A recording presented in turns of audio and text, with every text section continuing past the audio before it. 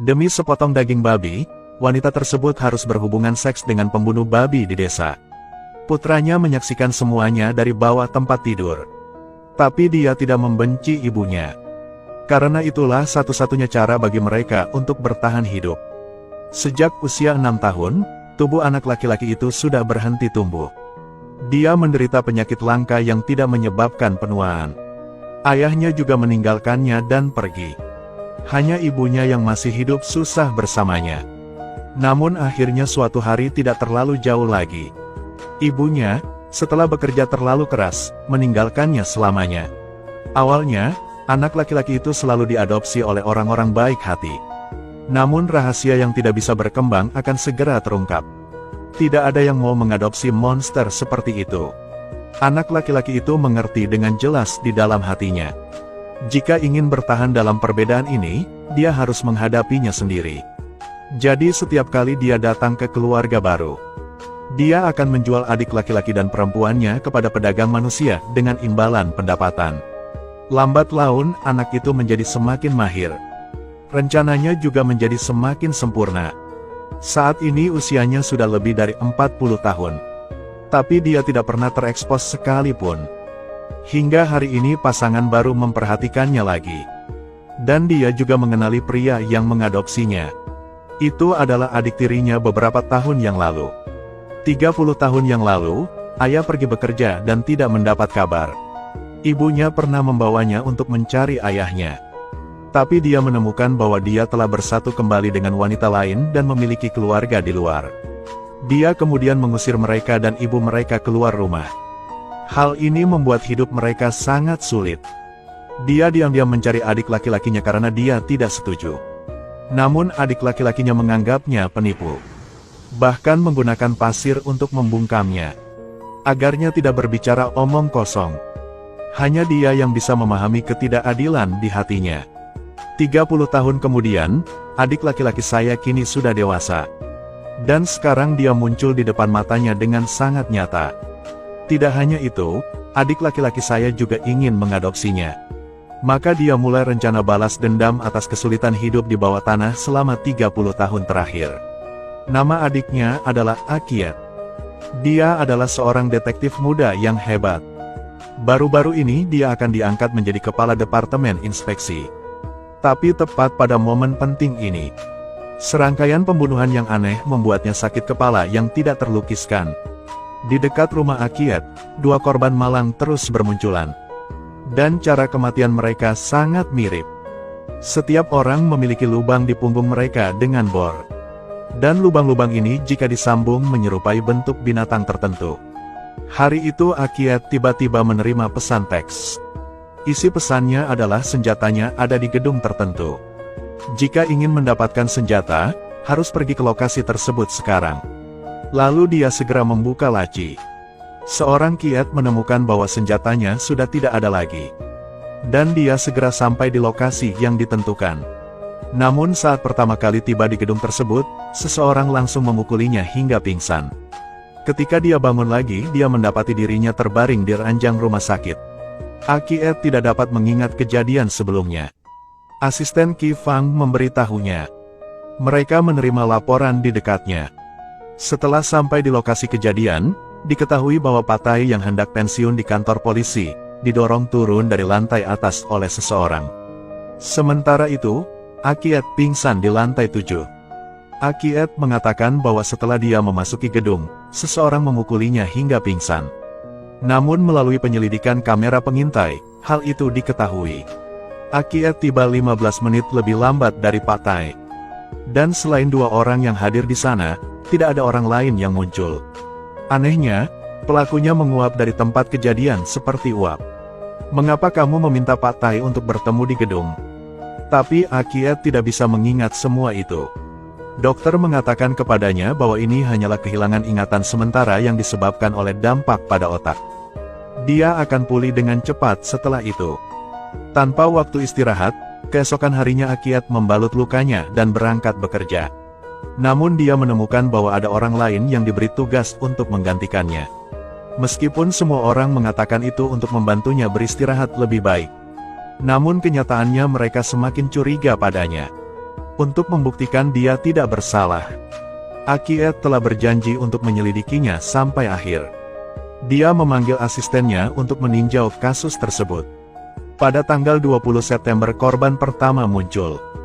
Chung Kim Men, 39 tahun.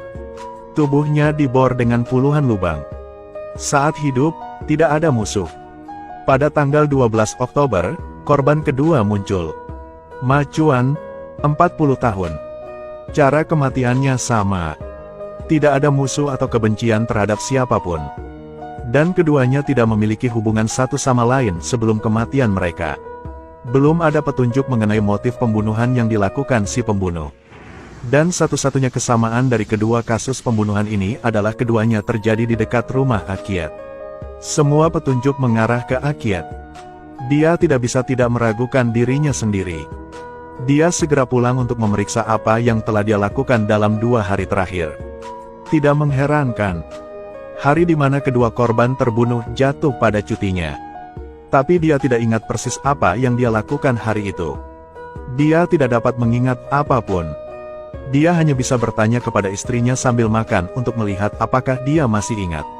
Istri dan anak angkatnya Zai Zai tidak banyak mengingatnya.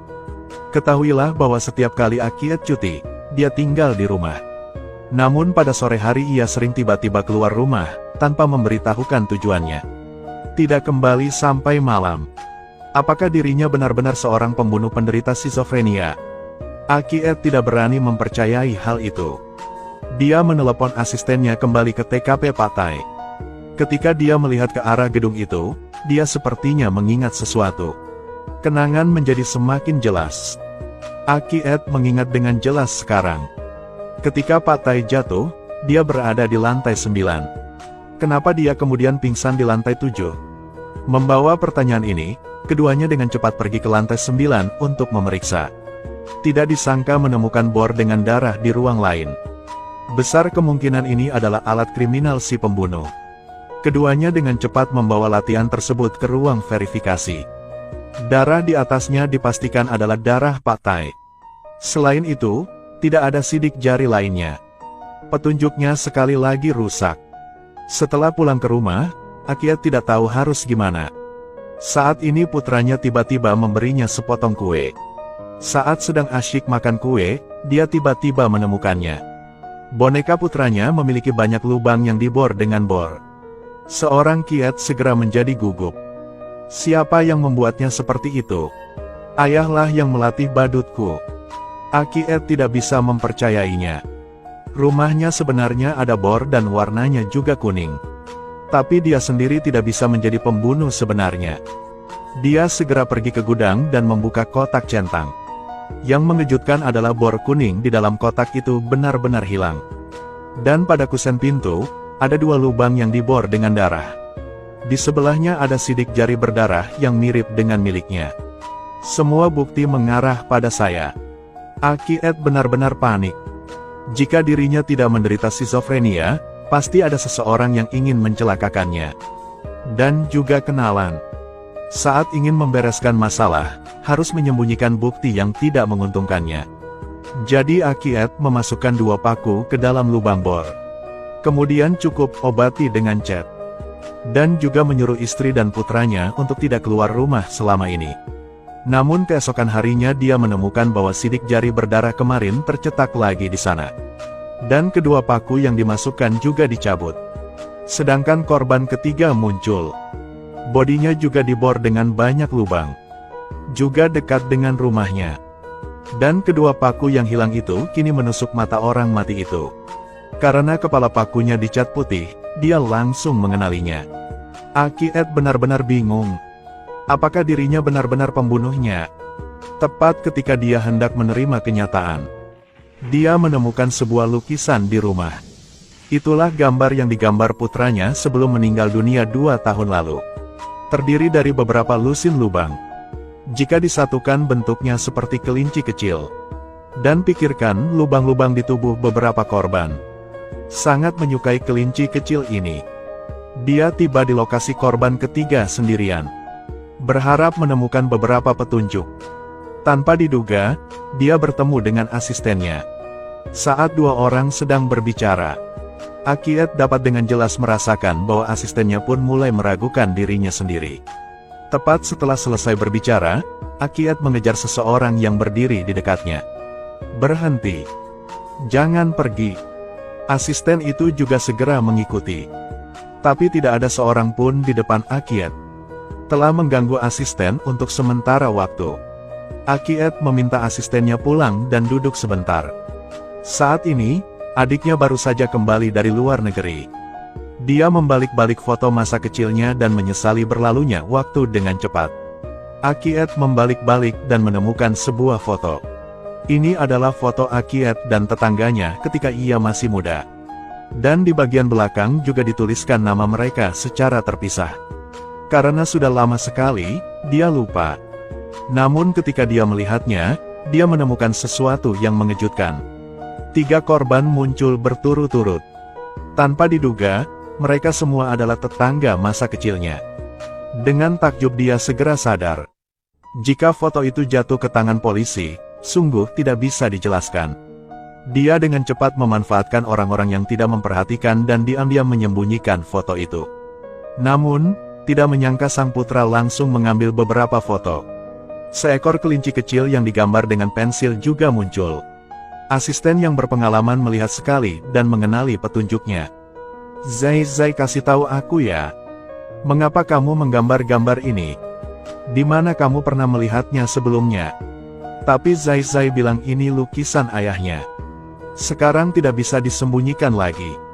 Asistennya mulai dari keraguan menuju kepastian.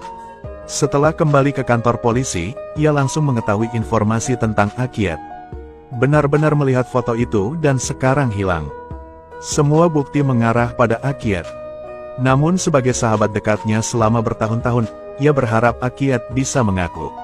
Tadinya dia akan mengajaknya keluar untuk berbicara. Namun Akiet membenarkan bahwa ada seseorang yang ingin mencelakainya.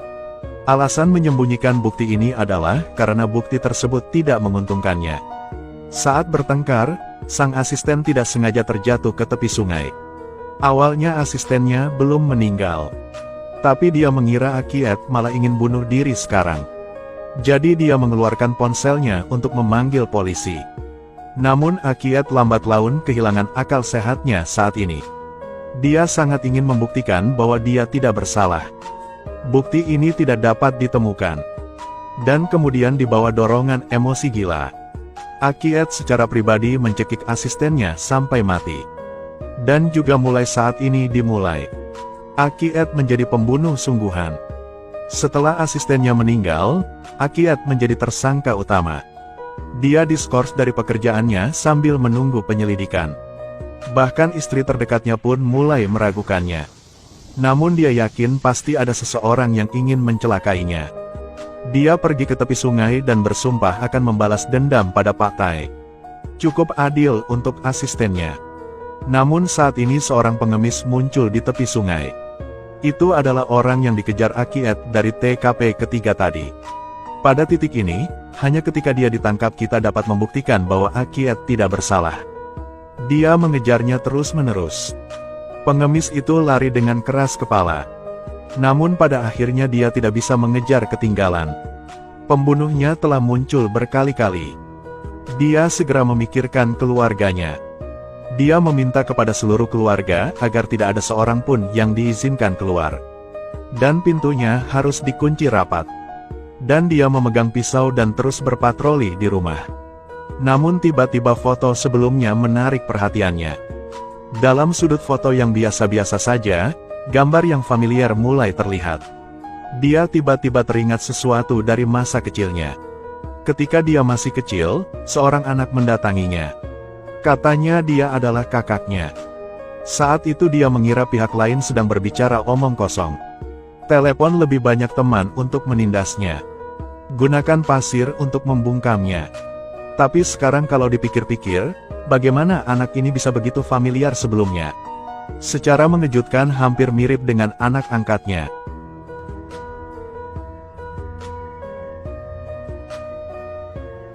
Anak angkat itu akhirnya melepas topengnya.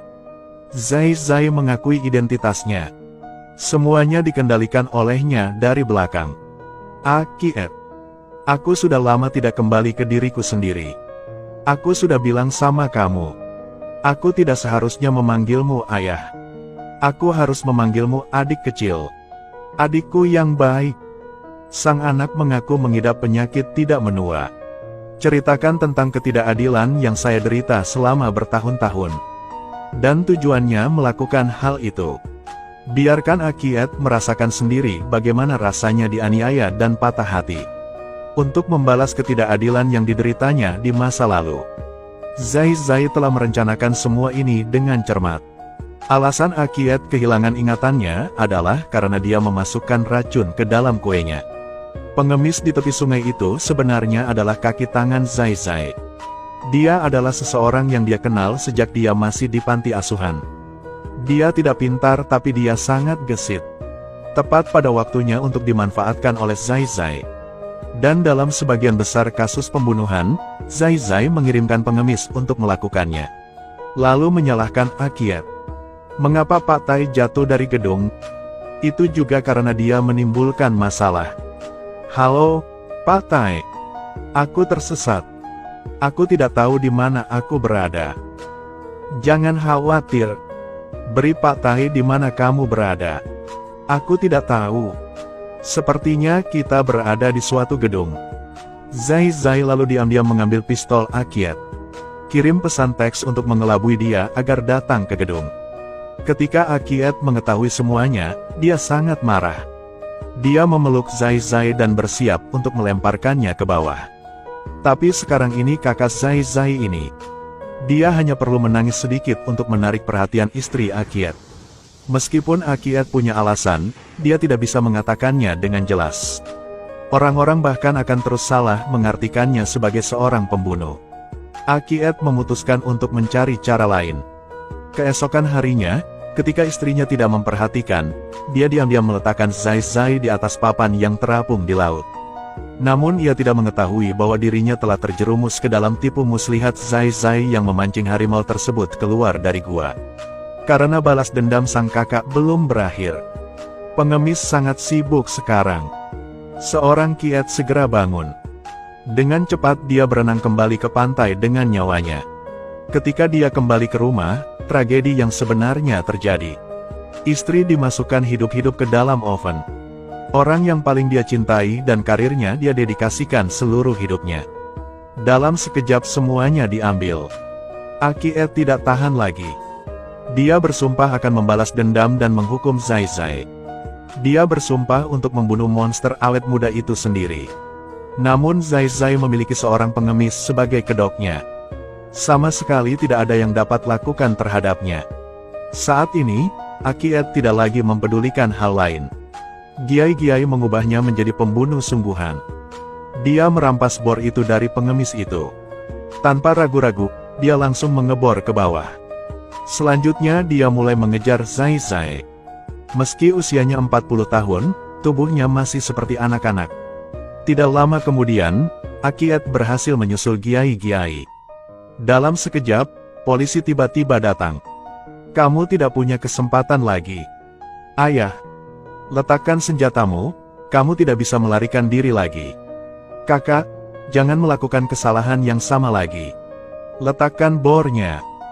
Kamu tidak bisa melarikan diri lagi. Ayah, jangan. Kamu adalah anakku.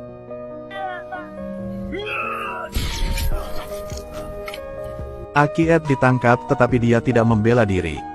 Karena sebenarnya dia juga membunuh orang. Apa yang terjadi di masa lalu tidak dapat dijelaskan dengan jelas saat ini. Di penjara, dia menulis kata-kata di tangannya. Saat dia keluar, dia harus membalas dendam. Akhirnya dalam cerita tersebut polisi juga menemukan sesuatu yang mencurigakan dalam foto tersebut.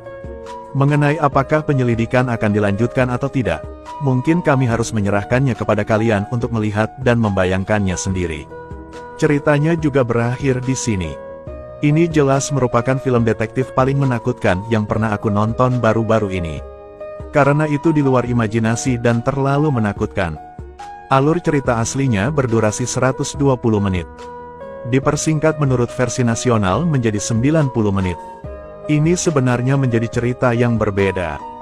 Hari ini aku akan memperkenalkan versi lengkap yang belum dipotong kepada kalian. Semoga semua orang menyukai film ini. Sampai jumpa di film berikutnya.